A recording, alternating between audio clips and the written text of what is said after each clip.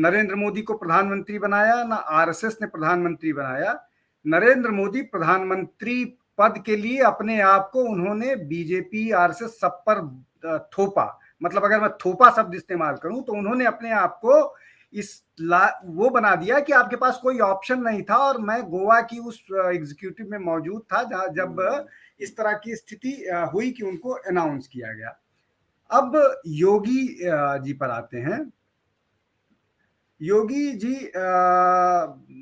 योगी आदित्यनाथ 5 साल मुख्यमंत्री रह चुके हैं। उन्होंने आजमगढ़ और रामपुर की जीत के बाद कहा कि हम उत्तर प्रदेश में 80 में से 80 सीट जीतेंगे।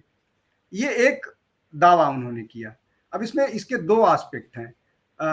पहली बात तो ये कि जो ये पॉपुलर परसेप्शन है वो योगी के बाद ये है कि वो हिंदू हृदय सम्राट के नाम पर उनकी एक इमेज उभरी है।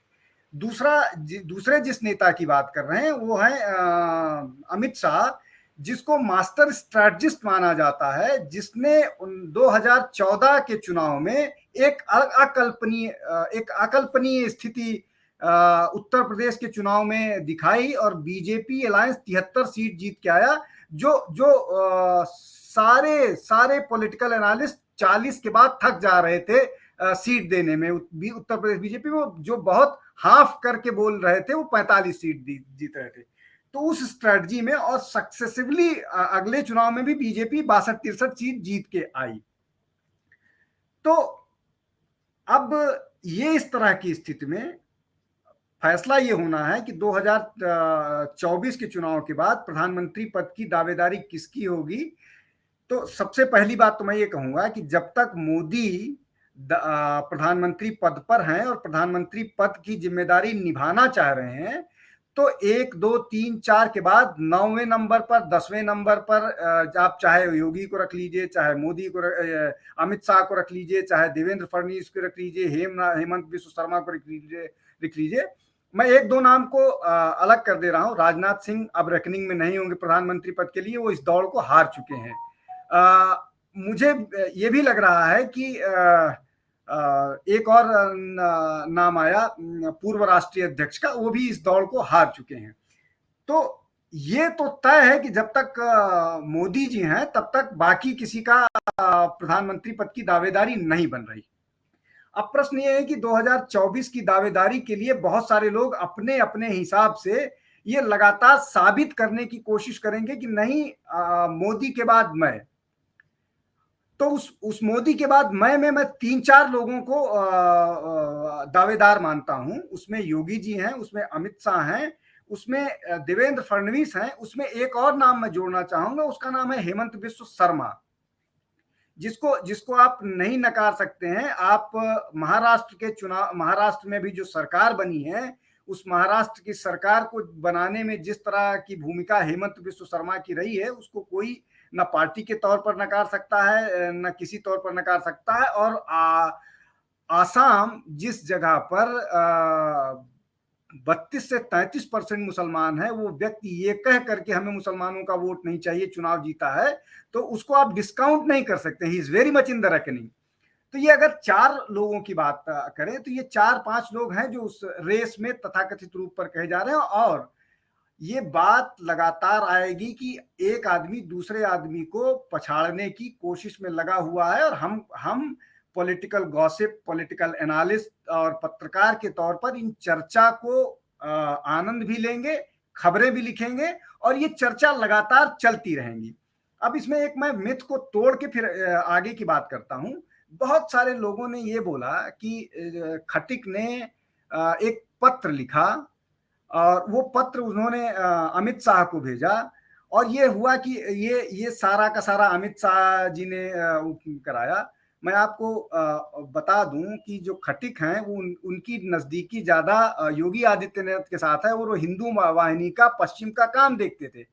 तो ये इसका बहुत सारा कॉम्प्लिकेशन है। इस पर हम चर्चा ना करें, इसलिए कि इसमें बहुत सारी चीजें हैं जो हमको साफ कहने पर लीगल लाइबिलिटी बन जाएगी, इसलिए कि बहुत सारी चीजें नहीं कही जा सकती। खैर, तो अब इसमें ये जो मसला है कि कौन उभर के आएगा, और उस उभर के आने में सारे लोग प्रयास कर रहे हैं, लेकिन जो योगी आदित्यनाथ का ऑरा पब्लिक में बन रहा है हिंदू हृदय सम्राट के नाते, और जो पूरा नैरेटिव पिछले दिनों बदला है कि हिंदू हृदय सम्राट, और ये जो सारी एक्सरसाइज चल रही है फूल वर्षा करना, या जो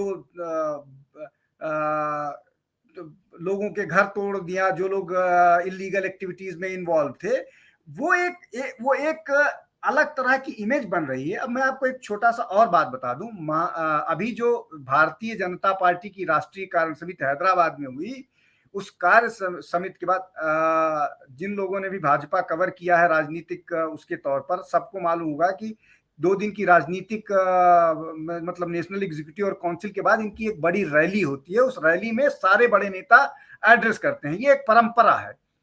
हैदराबाद की रैली में जितना चीयर अप योगी आदित्यनाथ को किया जा रहा था, उसको हिंदू हृदय सम्राट के नाम पर, उस बात को देख करके ये लग रहा था कि he has arrived not only in Uttar Pradesh लेकिन बाकी और जगहों पर। लेकिन मैं फिर वही बात कहूंगा कि जब तक मोदी जी हैं तब तक बाकी किसी को 10वें तक भी स्थान नहीं है। मोदी जी अपनी रणनीति पर काम करते हैं। मैं एक और चीज आपको बता दूं, उत्तर प्रदेश का जब चुनाव से पहले, अभी 2022 वाला जो चुनाव हुआ उसके पहले बहुत सारी बातें हो रही थी, और इस तरह की भी बात आई कि दोनों में डिफरेंसेस हैं, अमित शाह और उसके बाद डिफरेंसेस हैं, और उसके बाद ये वाला चित्र सामने आया जनता के सामने, जिसमें योगी आदित्यनाथ के पीठ पर थपथपा करके वो चर्चा करते रहे हैं।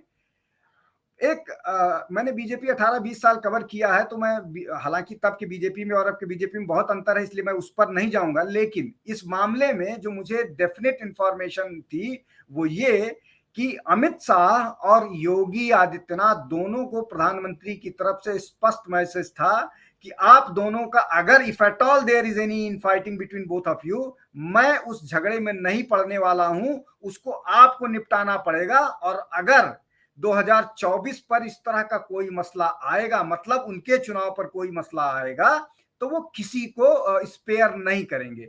तो जो मैं बार बार कह रहा हूं कि जब तक मोदी है तब तक बाकी ये झगड़े अगर हैं भी, तो वो इस तरह का, जो राय साहब कह रहे थे कि शुरू में उन्होंने अपने ओपनिंग में बात कही कि इस तरह की चीजें आएंगी, लेकिन वो उसका कोई महत्व नहीं होगा। जिस तरह की पार्टी है उसको तुरंत दरकिनार कर दिया जाएगा, तो वो दरकिनार ही किया जाएगा।